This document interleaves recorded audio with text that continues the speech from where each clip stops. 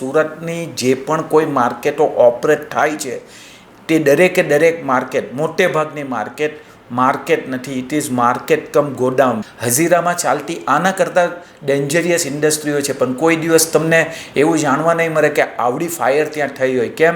Surat textile માર્કેટને shop and establishment act ન લાગી શકે. આ હું ભારપૂર્વક કહું છું. કેમ કે દુકાનો જુદી રીતે ચાલે છે ને માર્કેટો જુદી રીતે ચાલે છે. નમસ્કાર. સુરતના રિંગ રોડ પર આવેલી શિવશક્તિ ટેક્સટાઇલ માર્કેટમાં બુધવારે એક વિકરાળ આગ ફાટી નીકળી અને આ આગને કાબૂમાં લેતા ફાયર બ્રિગેડને 32 કલાક લાગ્યા. ફાયર બ્રિગેડના જવાનોને 9 નેજા પાણી આવી ગયા અને લોકોના મનમાં એક સવાલ છે કે આ આગને બુઝાવતા 32 કલાક કેમ થયા? આ ટેક્સટાઇલ માર્કેટની અંદર એક સૌથી મોટો ચર્ચાનો વિષય છે. તો આજે અમે એ બાબતની જાણકારી મેળવવા માટે ડૉક્ટર પંકજભાઈ ગાંધીને ખબર છે .com પર બોલાવ્યા છે. ડૉક્ટર પંકજભાઈ ગાંધી સાથે વાત કરતાં પહેલાં એમની તમને ઓળખ આપી દઉં. તેઓ એસવીએનઆઈટી કોલેજમાંથી PhD એમણે કરેલું છે, રિસર્ચ ફેલો છે. સેફ્ટી એન્જિનિયરિંગમાં એમણે પોસ્ટ ગ્રેજ્યુએટ કરેલું છે અને અમદાવાદની ભારતની જે બીજા નંબરની સૌથી મોટી કોલેજ કહેવામાં આવે છે CEPT સેફ્ટ કોલેજ, એમાંથી એમણે સિવિલ એન્જિનિયરિંગમાં માસ્ટર ડિગ્રી મેળવી છે. હેઝાર્ડસ મટીરિયલ્સમાં એમને 10 વર્ષનો રિલાયન્સ ઇન્ડસ્ટ્રીઝનો અનુભવ છે અને કેમિકલ અને સિવિલ એન્જિનિયરિંગ બંનેમાં એમનો ખાસો અનુભવ છે. તો એમણે આ જે સુરતમાં આગ લાગી છે એનો અભ્યાસ પણ કરેલો છે. તો આપણે એમની સાથે ઘણી બધી બાબતોની જાણકારી મેળવીશું. ડૉક્ટર પંકજભાઈ, ખબર છે .comમાં પહેલાં તમારું સ્વાગત કરું છું. અને સૌથી પહેલાં અમારો સવાલ એ છે કે શિવશક્તિ માર્કેટમાં જે 32 કલાક આગ લાગી અને કાબૂમાં લેતા ફાયર બ્રિગેડને 9 નેજા પાણી ઉતરી ગયા, તો આવું શું કામ થયું? 32 કલાક આગ લાગવા પાછળનું કારણ શું હોઈ શકે છે? આગ લાગવા પાછળના આમ જોવા જઈએ તો ઘણા બધા કારણો હોય, પણ અહીંયા જે મૂળભૂત કારણ છે એ શોર્ટ સર્કિટને લગતું કહી શકાય. પણ એમાં સૌથી મોટી જે વસ્તુ ઇગ્નોર કરવામાં આવે છે એ માર્કેટમાં રાખવામાં આવેલો કાપડનો સ્ટોક. એટલે કે જે પોલિએસ્ટર નાયલોન જેવું જે મટીરિયલ હોય છે એ લોકોને જનરલી એક એવી ઇમ્પ્રેશન હોય કે ટેક્સટાઇલ મટીરિયલ છે તો એમાં શું હોય? ટેક્સટાઇલ કાપડ છે. પણ આ ટેક્સટાઇલનું કાપડ એ બેઝિકલી પેટ્રોકેમિકલ છે. પેટ્રોકેમિકલમાંથી બનાવવામાં આવે છે. એક સાદામાં સાદું ઉદાહરણ આપીએ તો આપ સૌ બધા પેટ બોટલનો ઉપયોગ કરીને એને ફેંકી દેતા હશો. પોલિથિલિન ટર્થેલેટમાંથી બને. તો જ્યારે પોલિથિલિન ટર્થેલેટનો પોલિમર જે છે એને મોલ્ડ કરીને બોટલનો શેપ આપવામાં આવે તો એ બોટલ બનશે. અને એ જ પોલિથિલિન ટર્થેલેટને સ્પિનરેટમાંથી પાસ કરીને બનાવવામાં આવે તો એ યાર્નના સ્વરૂપમાં બનશે. એનો કહેવાનો મતલબ અથવા તો તાત્પર્ય એ છે કે પેટ મટીરિયલ જે કેરેક્ટરિસ્ટિક ધરાવે છે તે બધી જ કેરેક્ટરિસ્ટિક પોલિએસ્ટર મટીરિયલ ધરાવે છે. એટલે કે આ ફ્લેમેબલ મટીરિયલ છે, જેને હેઝાર્ડસ મટીરિયલ કહી શકાય. હવે મૂળ મુદ્દા ઉપર આવીએ કે ભાઈ સુરતમાં જે પણ કંઈ માર્કેટો બનાવવામાં આવે છે, શિવશક્તિની વાત કરીએ તો એવું કંઈક જાણવા મળે છે કે ઇમ્પેક્ટ ફી ભરીને એમના બાકીની જે દુકાનો હતી એ કાયદેસર કરવામાં આવી. તો ઇમ્પેક્ટ ફી ભરવાની જરૂરિયાત શા માટે ઊભી થઈ? તો સિવિલ એન્જિનિયરિંગના બાયલોસ પ્રમાણે કેટલું ગેરકાયદેસર બાંધકામ માર્કેટની અંદર કરવામાં આવ્યું હતું. જેમ કે પાર્કિંગ એરિયા કવર કરીને દુકાનો બનાવી, ટેરેસ ઉપર કવર કરીને દુકાનો બનાવી, પેસેજોમાં દુકાનો બનાવવામાં આવી. તો જ્યારે પ્લાન પાસ થયો છે ત્યારે લેટ્સ સે કે 100 દુકાનો છે અને ત્યાર પછી જ્યારે યુઝ ટુનું સર્ટિફિકેટ આપે, બિલ્ડિંગ યુઝ સર્ટિફિકેટ કહેવાય, કે Surat municipal corporation BUC issue કરે કે હા હવે તમે આ બિલ્ડિંગનો વપરાશ કરી શકો છો. એના માટેના બધા નિયમો છે.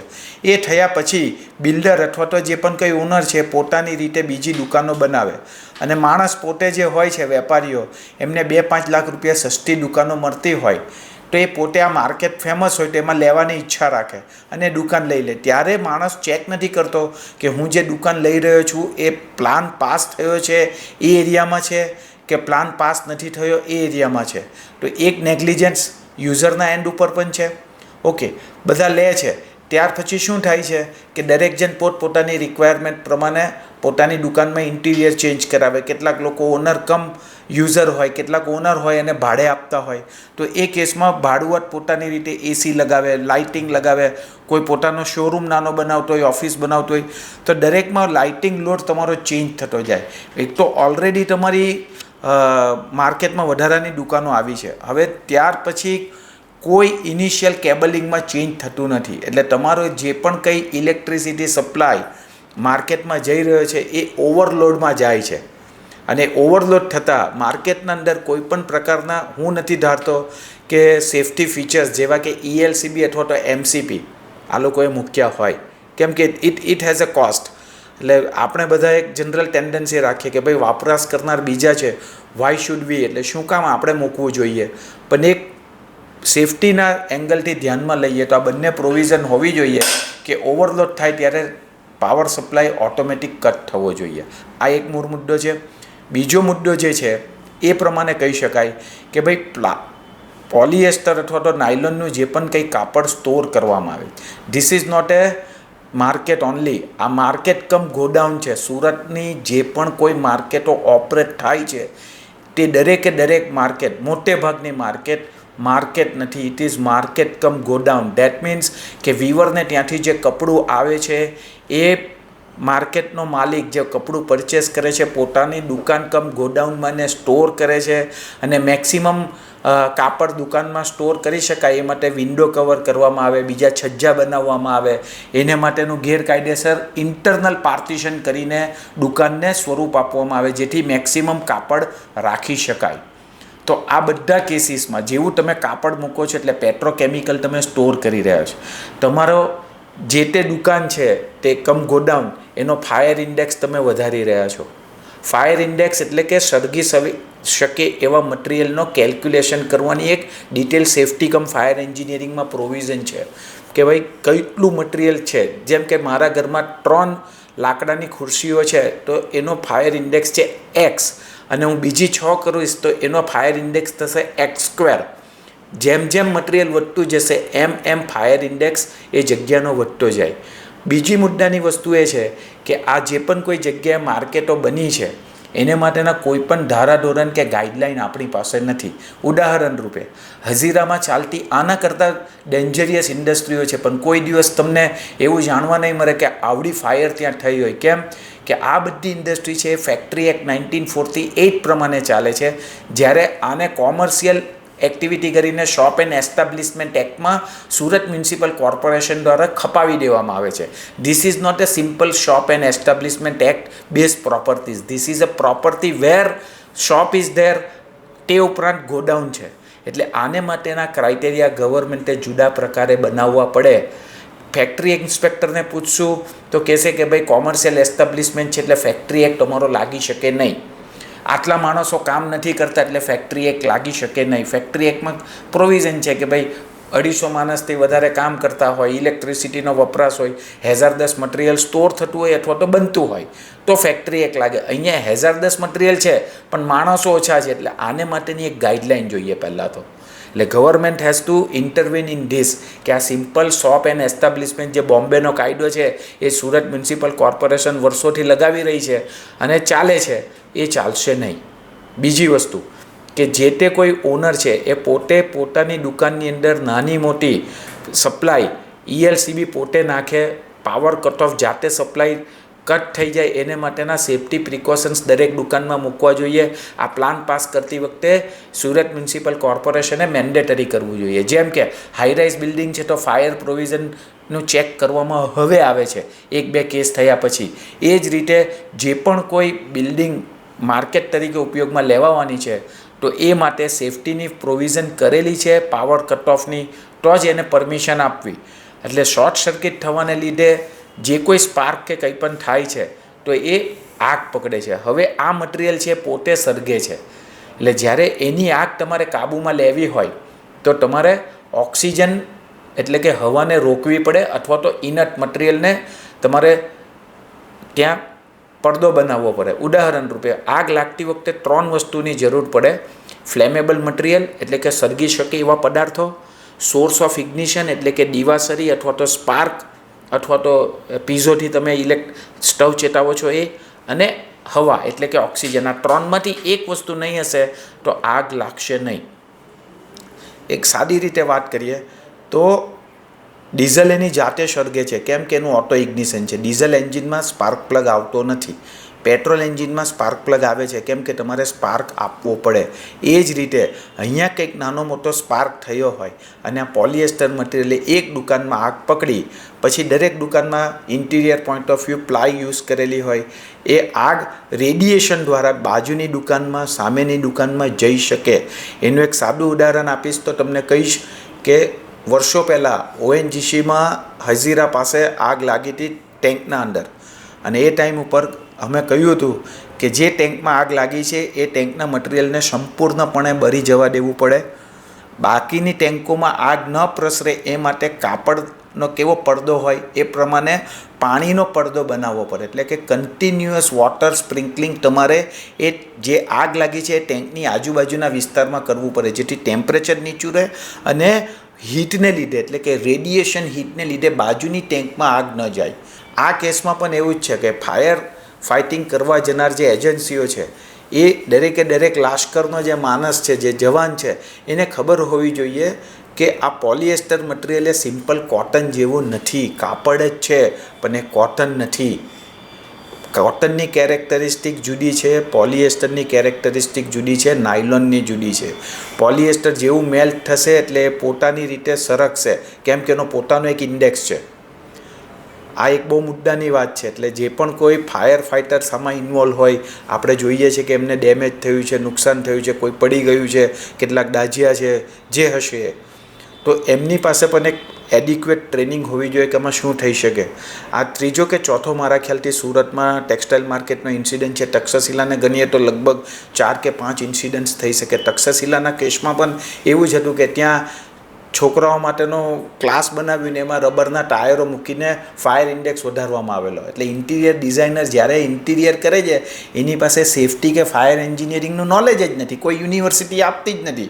બધાને બ્યુટિફિકેશન કરવું છે પણ તેમને ખબર નથી કે આ મટીરિયલ ફ્લેમેબલ છે, કે આ મટીરિયલ હેઝાર્ડસ છે. એમાં વેપારી પણ કાપડ સ્ટોર કરે છે, દે શુડ નો કે ભાઈ આ મટીરિયલ અમે જે સ્ટોર કરી રહ્યા છે ખરેખર પેટ્રોકેમિકલમાંથી બને છે. જે પેટ્રોલ આવે છે એ પેટ્રોલમાંથી હઝીરાની અંદર, રિલાયન્સની અંદર પેરાઝાઇલિન છૂટું પાડવામાં આવે ક્રેકર પ્લાન્ટમાં. એ પેરાઝાઇલિન છૂટું પડે, પેરાઝાઇલિનની પ્રોસેસ કરીને એમાંથી પેરાટર્થલિક એસિડ બનાવવામાં આવે. એક મટીરિયલ થયું જેને PTA કહેવાય.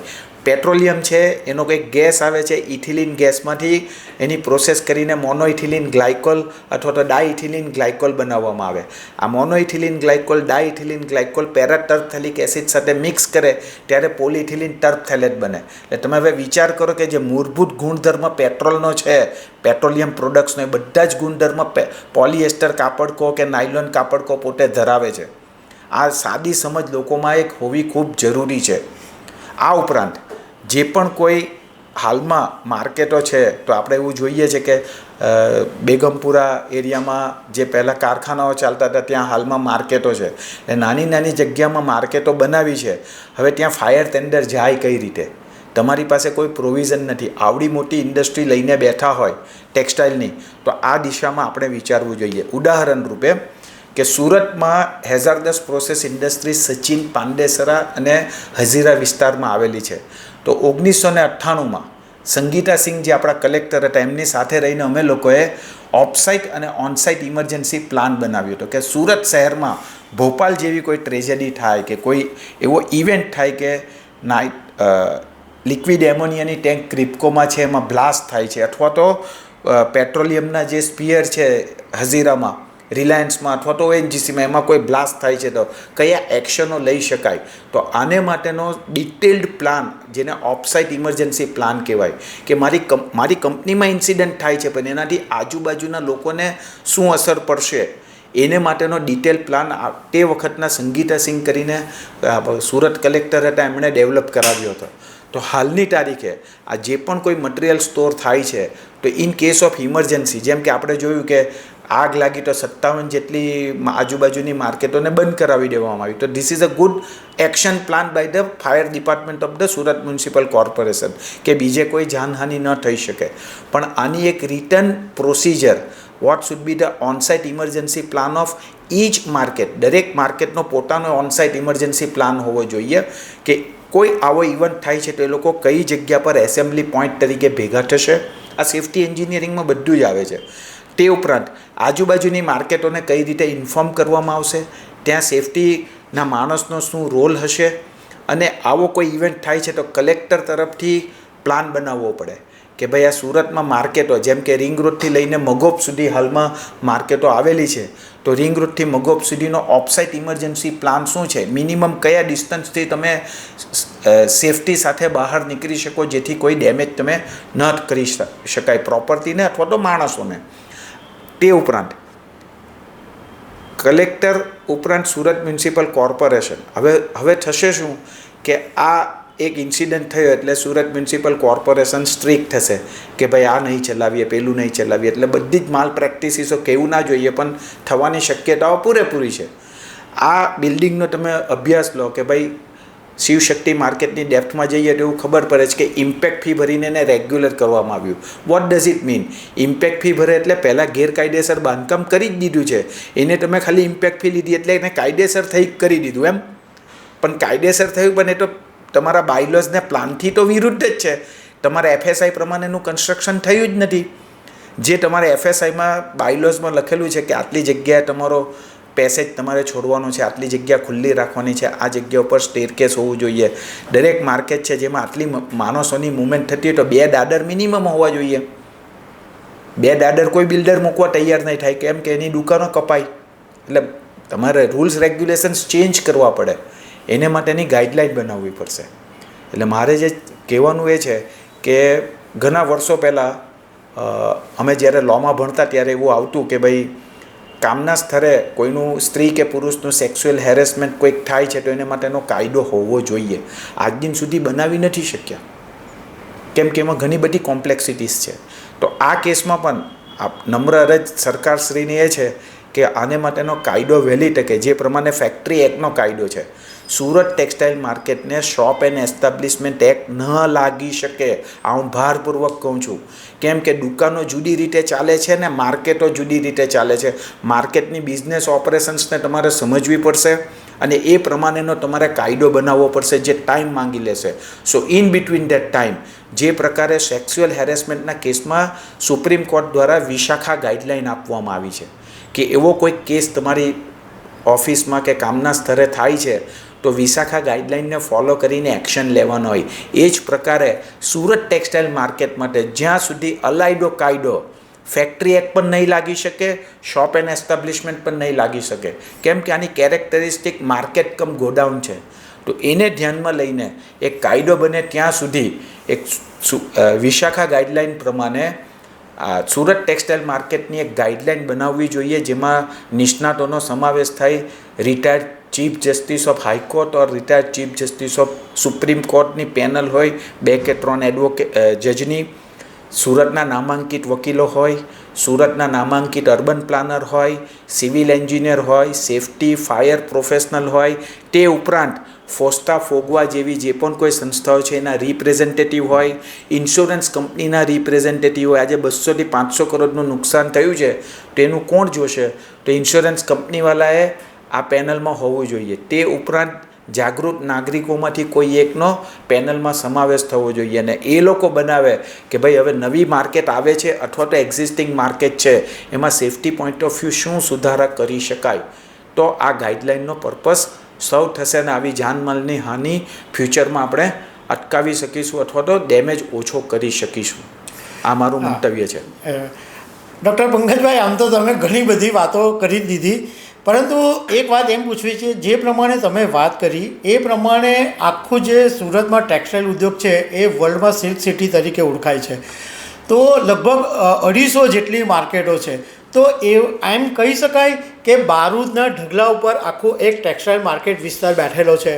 100% તમારી સાથે સંમત છું. કેમ કે જે પણ છે એ જમાનામાં સુરત ટેક્સટાઇલ માર્કેટ હતી. આને માટે તમારે અભ્યાસ કરવો પડે. સુરતમાં તો હું વારંવાર કહેતો આવ્યો છું કે સુરતનું જે ડેવલપમેન્ટ છે એ ઇકોનોમિક્સની થિયરીથી ખૂબ જ અગેન્સ્ટ છે.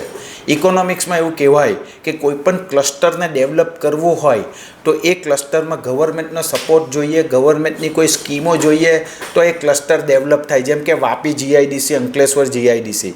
પણ સુરત એક એવી જગ્યા છે જેમાં આની ઉપર અમેરિકાની સેન ફ્રાન્સિસ્કો યુનિવર્સિટી, કેલિફોર્નિયા યુનિવર્સિટીએ ડિટેલ્ડ અભ્યાસ કરેલો છે કે સુરતે જે પણ કંઈ ટેક્સટાઇલનું ક્લસ્ટર ડેવલપ કર્યું છે એ ઇકોનોમિક્સની ફ્લાઇંગ ગીસ થિયરીથી વિરુદ્ધ છે. એટલે જે ફ્લાઇંગ ગીસ થિયરી, ઉડતા હંસોનો સમૂહ, એવી કંઈક એક અર્થશાસ્ત્રમાં થિયરી આવે છે, એનાથી વિપરીત જઈને સુરતના લોકોએ સુરતમાં ટેક્સટાઇલ ઇન્ડસ્ટ્રી ડેવલપ કરી. તો સૌપ્રથમ આ ટેક્સટાઇલ માર્કેટ બની ત્યારે એની આજુબાજુના વિસ્તારોમાં બધા કાપડના કારખાના એટલે કે સંચાઓ ચાલતા હતા. એટલે સમયાંતરે જેમ જેમ કાપડની ડિમાન્ડ વધતી ગઈ અથવા તો બિઝનેસ એક્સપાન્ડ થતો ગયો એમ બધા કારખાનાવાળા પોતપોતાના યુનિટો વેચીને બીજી જગ્યાએ શિફ્ટ થયા અને એની જગ્યા ઉપર આ માર્કેટો બની છે. એટલે ત્યારે કોઈ એવા રૂલ્સ નહોતા. ત્યારે civil engineering point of view plan કઈ રીતે પાસ કરી શકાય એને માટેની પણ કોઈ ગાઈડલાઇન નહોતી ને આજે નથી. કેમ કે સિમ્પલ આ લોકો એવું કન્સિડર કરે કે આ તો કોમર્શિયલ એસ્ટાબ્લિશમેન્ટ છે એટલે એને શોપ એન્ડ એસ્ટાબ્લિશમેન્ટ એક્ટ પ્રમાણે આ લોકો ઇવેલ્યુએટ કરે સુરત મહાનગરપાલિકાવાળા. પણ આ રીતે ન ચાલે.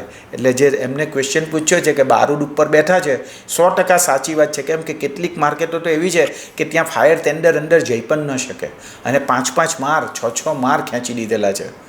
હવે કઈ રીતે એમાં ફાયર થાય તો તમે હેન્ડલ કરશો? તો આવા બીજા જો એક્શન ન લેવામાં આવે તો ભવિષ્યમાં આ પાછી ઘટનાઓ પુનરાવર્તન થવાની 100% શક્યતા છે. એટલે કે આ બારૂદ જેવું બેઠું છે એવું તમે કહી શકો. ગાંધી સાહેબ, તમે જે વાત કરી કે સુરતમાં બીજી પણ ટેક્સટાઇલ માર્કેટોમાં આગ લાગી હતી, તો મને જે પ્રમાણે યાદ છે એ પ્રમાણે 11 વર્ષ પહેલાં પૂર્ણા કુમાર રોડ પર આવેલી ઓર્ચિડ માર્કેટની અંદર પણ જબરજસ્ત આગ લાગેલી અને મહિલાઓ સાડીના ટેકા પરથી ઉતરેલી ને એ બધી ઘટના બનેલી. હવે મને તમને એ પૂછવું છે કે આટલી બધી ટેક્સટાઇલ માર્કેટો છે, રસ્તા બી સાંકડા છે, તો ફાયર બ્રિગેડની પાસે એક રેસ્ક્યુ પ્લાન હોવો જોઈએ. અને ઘણી બધી વખત ફાયર બ્રિગેડ ડેમો કરે છે, એટલે મોક ડ્રીલ કરે છે. તો આવી મોક ડ્રીલ વારંવાર ટેક્સટાઇલ માર્કેટમાં થવી જોઈએ. 100% તમારી સાથે સંમત છું. મોક ડ્રીલ એક તમને રિસ્પોન્સ ટાઈમ આપે. જેમ કે એમને કહ્યું ત્યારે મારે એક દાખલો ટાંકવો પડે કે સુરત જે છે ને એને માટે આપણે પ્રાઉડ લેવો જોઈએ કે દુનિયાનું નંબર 1 રેસિલિયન્ટ સિટી છે. રેસિલિયન્ટ એટલે કંઈક ખોટું થયું અને ફરીથી પાછી એની સોશિયો ઇકોનોમિક કન્ડિશનમાં ટૂંક સમયમાં આવી જવું. જેમ કે ફ્લડ આવી તો સૌથી ટૂંકા ગાળામાં સુરત બેઠું થઈ જાય છે. કોઈ પણ કેટાસ્ટ્રોફિક ઇવેન્ટ થાય છે તો સુરત તરત જ બેઠું થઈ જાય છે. એટલે Surat is number 1 resilient city in the world. તો શું આપણે એમને જે કહ્યું કે મોક ડ્રીલ આવા કરવામાં આવે, મોક ડ્રીલ એક પ્રકારની એક એક્સરસાઇઝ છે જેમાં મેઝર કરવામાં આવે, એક સિનારીઓ લેવામાં આવે કે XYZ માર્કેટમાં આગ લાગી છે અને રિસ્પોન્સ ટાઈમ મપાય કે કેટલા સમયમાં ફાયર ટેન્ડર ત્યાં પહોંચે છે, કેટલા સમયમાં લોકોને રેસ્ક્યુ કરી શકે છે. અને જો આ બધી એક્સરસાઇઝ સમયાંતરે અમે તો કામ કરી ચૂક્યા છે હેઝાર્ડસ ઇન્ડસ્ટ્રીઝમાં, ત્યાં દરેક પ્લાન્ટમાં દર 6 મહિને મોક ડ્રીલો થતી. તો એમનો ક્વેશ્ચન ખૂબ જ વ્યાજબી છે કે આ પ્રકારની ગાઈડલાઇન સુરત કલેક્ટર, સુરત મહાનગરપાલિકા, ફાયર ડિપાર્ટમેન્ટ અને ફોસ્તા ફોગવા જેવી સંસ્થાઓ સાથે મળીને દર 6 મહિને કોઈપણ માર્કેટના એરિયામાં આ પ્રકારે મોક ડ્રીલનું આયોજન કરે અને એમાં જે ડેટા કલેક્ટ થાય એના પ્રમાણે ત્યાં શું સુધારા કરી શકાય એ માટેનો પ્રયાસો આદરે. ડૉક્ટર ગાંધી સાહેબ, એક છેલ્લો સવાલ એ પૂછવો છે કે આમ તો તમે ઘણી બધી વાતો ઓલરેડી કરી દીધી, તમે સજેશન બી આપ્યા છે, પરંતુ છેલ્લે શોર્ટમાં ચલો આ ઘટના બની ગઈ તો બની ગઈ, કારણ કે હવે એનું સોલ્યુશન આવવાનું નથી, પરંતુ ભવિષ્યમાં આવું નહીં થાય તો પાડી પહેલાં પાડ અત્યારે જો બાંધવી હોય તો ટેક્સટાઇલ ઉદ્યોગકારોએ ખાસ કઈ બાબતોનું ધ્યાન રાખવું જોઈએ એ જો તમે શોર્ટમાં સમજાવો તો સારું. ઓકે, હું અહીંયા એક સુરતની મહાજગતની આગ જે મોહનલાલ મેઘાણી ઇતિહાસકાર છે તેમના પુસ્તકમાં નોંધાયેલી છે. 19મી સદીમાં એટલે કે 1837 અથવા તો 80, બહુ એક્ઝેક્ટલી મને અત્યારે યાદ નથી, આઈ નીડ ટુ રિકોલ, ત્યારે આગ લાગી હતી અને માછલી પીઠમાં કોઈ પારસીને ત્યાં ઓઇલ કે ડામર કંઈ ઢોરાયું હતું અને એ બાજુમાં રૂનું ગોડાઉન હતું અને એ આગ લાગેલી અને મહિનાઓ સુધી આગની જ્વારાઓ આખું સુરત સાફ થઈ ગયું હતું અને બધાના ઘરો ત્યારે લાકડાના હતા અને બળી ગયા હતા. એટલે એમને જે અત્યારે ક્વેશ્ચન પૂછ્યું, સુરત ત્યારે પણ ડેમેજ થયેલું અને આ જે એમનો ક્વેશ્ચન ખૂબ જ વ્યાજબી છે. તો આને માટે ગાઈડલાઇનમાં એ આવવું જોઈએ કે દરેક દુકાનમાં કેટલા મીટર કાપડનો ઓછામાં ઓછો અને વધારેમાં વધારે સ્ટોક રાખી શકાય. એક્સ એમાઉન્ટથી ઉપરનો સ્ટોક કોઈ પણ દુકાનમાં ગવર્મેન્ટ એલાવ નહીં કરવો જોઈએ, જેથી કરીને તમારી આ દુકાન છે, માર્કેટ છે, જ્યાં તમે સેમ્પલના પીસ રાખી શકો કે XYZ 100 સેમ્પલ, 200 સેમ્પલ, 2000 સેમ્પલ. પછી તમારી પાસે રો મટીરિયલ એટલે કે સફેદ કાપડ, જેને ગ્રે ક્લોથ કહેવાય, તે ગ્રે ક્લોથ તમે દુકાનમાં સ્ટોર કરો છો એનો કોઈ મતલબ નથી. તમે ફાયર ઇન્ડેક્સ વધારો છો. એટલે એક્શન તો ઇમિડિયેટ એક્શન તો એ જ છે કે જે ચેક કરવા માટેનો પોઈન્ટ, શું ચેન્જ બદલાવ લાવી શકાય, તો દરેક ડિપાર્ટમેન્ટમાં ગવર્મેન્ટ એક ગાઈડલાઈન આપવી જોઈએ, અથવા તો વેપારીઓ પોતે જ આના પરથી બોધપાઠ લે કે ભાઈ મિનિમમ આનાથી વધારે અમે સ્ટોક રાખશું નહીં, તો જ તમે આ ફાયર જેવી ઘટનાઓ અટકાવી શકશો. અધરવાઇઝ આ ઓવરલોડેડ માર્કેટમાં એકવાર આગ લાગે પછી એટલું ડેન્સ કાપડ સ્ટોર કરેલું હોય કે ત્યાં કોઈ પ્રકારનું ફાયર એક્સટિંગ્વિશિંગ મટીરિયલ પહોંચી નથી શકતું, જેના કારણે આગ કાબૂમાં નથી આવતી. તો મિનિમમ સ્ટોક ઉપર ગવર્મેન્ટે ફોકસ કરવું જોઈએ. અને એ કેસમાં કોસ્ટ ઓડિટર કરીને એક કોન્સેપ્ટ છે, જેમ ચાર્ટર્ડ એકાઉન્ટન્ટ આવે એ પ્રમાણે કોસ્ટ એકાઉન્ટન્ટ આવે છે. તે કોસ્ટ એકાઉન્ટન્ટ પાસે ઇન્વેન્ટરીનું ઓડિટ કરવાની સત્તા ભારત સરકાર દ્વારા આપવામાં આવેલી. તો એક લિમિટ એમાં મૂકી શકાય અને ગવર્મેન્ટ ગાઈડલાઇન બનાવે તો કોસ્ટ ઓડિટર અથવા તો ચાર્ટર્ડ એકાઉન્ટન્ટ કંપની સેક્રેટરી પાસે દુકાનના સ્ટોકનું વેરિફિકેશન કરાવી શકાય સમયાંતરે. આ એક પ્રોવિઝન કરી શકાય. દર્શક મિત્રો, અમારો ખબર છે .comનો હેતુ એ છે કે શહેરનું હિત જળવાય અને ભવિષ્યમાં કોઈ આવી ઘટના નહીં બને. અને ડૉક્ટર પંકજભાઈ ગાંધીનો હેતુ પણ એ જ છે.